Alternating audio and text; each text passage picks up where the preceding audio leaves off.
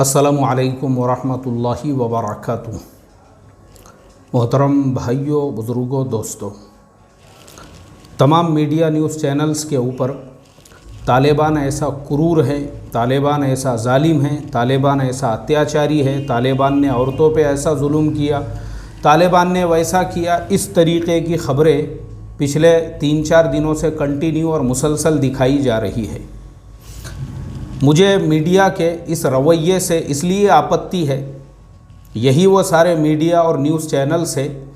जब बर्मा के अंदर लाखों रोहिंग्या मुसलमानों के घर जलाए जा रहे थे, लाखों रोहिंग्या मुसलमानों को मारा जा रहा था, उनकी मासूम जो बच्चों उनकी माएँ हैं, माओं की गोद से मासूम बच्चों को छीन कर उनका जब कत्लेआम किया जा रहा था, मेरा सवाल है ये, उस वक्त में ये सारे मीडिया न्यूज़ चैनल्स कहाँ चले गए थे?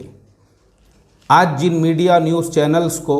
अफ़गानिस्तान के उन लड़कियों से हमदर्दी है जो माशाल्लाह जर्मनी में, यूएस में, यूके में और बहुत सारे शहरों में जाके सेटल हो चुके हैं, एक अच्छी लाइफ जी रहे हैं, उनको किसी किस्म का कोई ख़तरा नहीं है, और वो मीडिया न्यूज़ चैनल्स पे आके इंटरव्यू दे रहे हैं और बता रहे हैं अफ़गानिस्तान के हालात। तो ये मीडिया न्यूज़ चैनल्स को इनकी फ़िक्र है, लेकिन ये जो मीडिया न्यूज़ चैनल्स है ये उस वक्त में कहाँ गए थे? और मैं आपको पहले ही बता दूँ, मैं कोई तालिबान का समर्थक नहीं हूँ, ना ही मैं उनका कोई प्रवक्ता हूँ,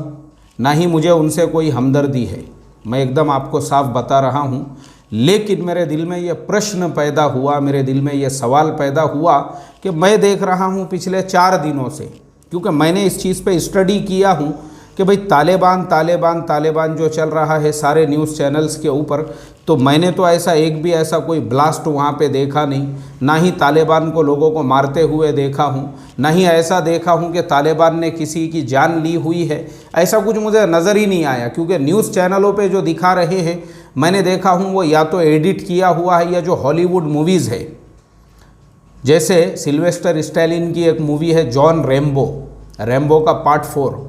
जॉन रैम्बो के अंदर के छोटे छोटे उन्होंने कट्स काटे हुए हैं। यार न्यूज़ चैनलों पे तुम लोग इस तरीके से हॉलीवुड मूवीज़ में के छोटे छोटे जो है टुकड़े दिखा रहे हो और ये बता रहे हो कि इस तरीके से अफ़गानिस्तान में जुल्म हो रहा है। अफसोस की बात है यार, ये चीज़ एक प्रश्न खड़ा करती है, ये चीज़ एक सवाल पैदा करती है कि क्या हमारे ज़माने का जो मीडिया है उसका स्तर, उसका लेवल इतना नीचे गिर चुका है, इतना भी यानी वो नीचे गिर चुका है कि अपनी बात को बताने के लिए और अपनी बात को पुख्ता करने के लिए उसको हॉलीवुड मूवीज़ का सहारा लेना पड़ रहा है। पुरानी ख़बरें जो अफ़गानिस्तान की ख़बरें नहीं हैं, मुझे इतनी हैरत हुई मुझे इतना अफसोस हुआ। आज दोपहर की बात है, मैं तकरीबन 4-4:30 बजे के टाइम पे दोपहर का लंच कर रहा था, थोड़ा सा लेट हो गया मुझे लंच करने में, वैसे उमूमन मेरा टाइम भी वही है, मैं 3 बजे के बाद में ही लंच करता हूँ। तो मैं उस वक्त के अंदर एक चैनल है, उसका नाम है TV9, हिंदी TV9, वो हिंदी TV9 पे मैं देख रहा था, वो बता रहे किसी अरब देश का, पीछे दीवारों पे पूरा क्या पूरा अरबी में लिखा हुआ है, जो लोग वहाँ पे बातचीत कर रहे हैं वो अरबी में बातचीत कर रहे हैं। अफसोस की बात है यार, उसको भी उन्होंने जोड़ दिया, बोले देखिए तालिबान इस तरीके से, ये जो महिला है इस महिला ने सिर्फ चेहरे पे नकाब नहीं पहना हुआ था, बोले इसलिए इसको गोली मार रहे हैं। अफसोस की बात है यार, ऐसा अगर होगा तो मुझे आप बताओ ना, चाइना ने जो तालिबान को सपोर्ट किया, रशिया ने जो तालिबान को सपोर्ट किया, उसके पड़ोस में पाकिस्तान है, ईरान है, ये सब मुल्कों अंधे नहीं है ना, ये सब मुल्क जो आज भी रशियन एम्बेसी वो आज भी काबुल शहर में है, चाइनीज़ एम्बेसी अभी आज भी काबुल शहर में है। सिर्फ यूके, फ्रांस, जर्मनी, यूरोप के कुछ देशों और अमेरिका को छोड़कर बाकी सारे देश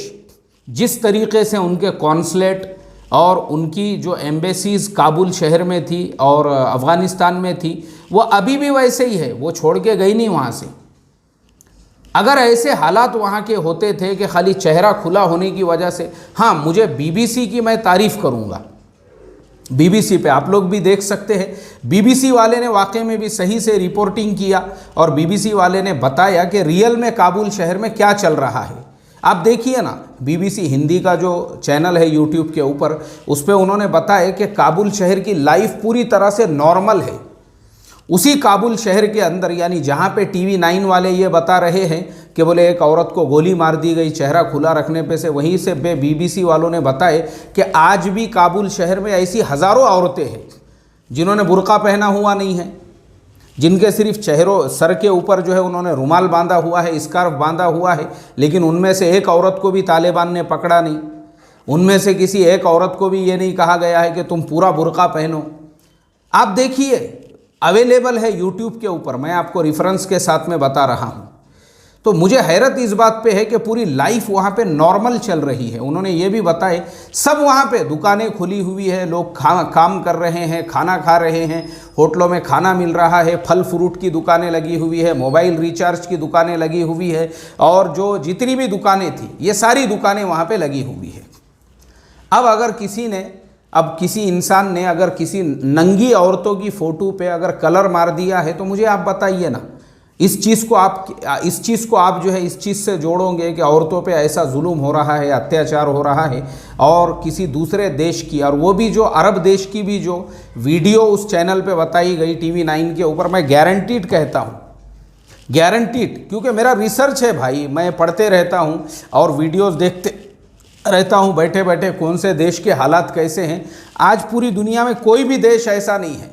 जहाँ पे खाली चेहरा नहीं ढांकने की वजह से किसी औरत को गोली मारी जा रही हो। इतना बड़ा सऊदी अरबिया है जहाँ पे पूरा शरइया कानून चलता है, वहाँ पे कुरान का निज़ाम चलता है, वैसे देश के अंदर भी ये कानून नहीं है। आप मुझे बताइए, हज के मौके पर जब लोग जाते हैं, हज के टाइम पे तो चेहरा खुला रखना ये ज़रूरी होता है। वहाँ तो लाखों औरतें ऐसी होती है जो हरम शरीफ के अंदर जो तवाफ़ करने वाली होती है, उनके भी चेहरे वहाँ पे खुले हुए होते हैं, तो वहाँ पे भी गोली नहीं मारी जाती है। और अफसोस की बात है कि ये सारे बने बनाए हुए वीडियो हैं। तो मैं हमेशा एक बात यही कहता हूँ, यानी जो चाइना का भी जो मसला है ओगर मुसलमानों पे जुल्म का, मैं हमेशा बोलता हूँ तमाम लोगों को कि देखो ये सारे वीडियोस जो है ना अमेरिका के अंदर स्टूडियो में बनाए जाते हैं। स्टूडियोज़ के अंदर, स्टूडियोज़ में हर तरह के लोग अवेलेबल होते हैं, उनको वैसे देश के जैसे कपड़े पिना दिए जाते हैं, वैसा इन्वायरमेंट तैयार किया जाता है, वैसे वीडियोज़, क्योंकि उनका मकसद सिर्फ़ और सिर्फ इस्लाम और मुसलमानों को बदनाम करना है, इसके अलावा कुछ नहीं है। इस्लाम की शबीह को ख़राब करना, दुनिया को ये बताना कि देखो मुसलमान कितने क्रूर होते हैं, मुसलमान कितने जो है जालिम होते हैं, मुसलमान कितने जाबिर होते हैं, और इस्लाम धर्म जो है वो कट्टरतावादियों का धर्म है, सिर्फ इस्लाम की इमेज को डैमेज करने के लिए, इस्लाम को बदनाम करने के लिए। इसके अलावा और कोई मंशा नहीं है, क्योंकि ये रियलिटी आपको कभी भी नहीं बताएंगे। मैं आपको ये बता रहा हूँ, सच्चाई बताओ ना। जैसा BBC के ऊपर मैंने बताया, एक तरफ BBC वाला बता रहा है कि पूरे अफ़गानिस्तान में हालात नॉर्मल हैं। हाँ, ये बात सही है कि बहुत सारे लोग जो है एयरपोर्ट की तरफ जा रहे हैं कि भाई जिन लोगों का इरादा है कि भाई हम मुल्क छोड़ना चाहते हैं, और तालिबान ने उनसे रिक्वेस्ट और दरख्वास्त भी की है कि सिर्फ वो लोग नहीं बल्कि जो जा चुके हैं वो भी वापस आ जाओ अपने देश के अंदर, अपने देश में आ जाओ, अपने देश में रहो, क्योंकि तुम यहाँ के ओरिजिनल रहवासी हो, यहीं पे तुम्हारा जन्म हुआ, यहीं पे तुम्हारी पैदाइश हुई है, तुमको मुल्क छोड़ के जाने की ज़रूरत ही नहीं है, ये तुम्हारा अपना देश है, ऐसा उन्होंने कहा। और उन्होंने ये भी कहा कि भाई इन लोगों में अगर कोई अमेरिकन जासूस भी होगा, कोई मुखबिर भी होगा, हमको किसी से कुछ लेना देना नहीं है, हमने सबको आम तौर पे माफ़ी दे दी हुई है। तो एयरपोर्ट पे जो लोग जाने वाले हैं, एक्चुअल में मैंने बताया आपको, कनाडा ने ऐलान कर दिया कि 20,000 अफ़गानियों को सिटीज़नशिप देंगे, उसके ऊपर भी आते हैं तो उनको भी देंगे। और कनाडा ऐसे ऐलान क्यों करता है? क्योंकि मैं इससे पहले बता चुका हूं आपको, कनाडा की जो ज़मीन है वो, कनाडा इतना बड़ा मुल्क है, एक शहर से दूसरे शहर के दरमियान में वहाँ पे हज़ारों किलोमीटर का फासला होता है,